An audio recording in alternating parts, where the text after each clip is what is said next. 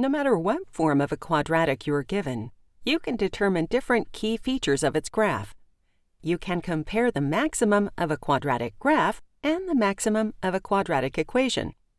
Given two functions representing revenue from a performance, when one is an equation and one is a graph, determine which performance had a greater maximum revenue without creating an additional graph. In both functions, P represents the price of one ticket, and both revenues and prices are measured in dollars. Performance A is written in factored form. Factored form can be used to find the zeros. The maximum is halfway between the zeros. Let's set the equation to 0 and solve for P. P equals 0 and 8. This puts our zeros at 0, 0, and 8, 0.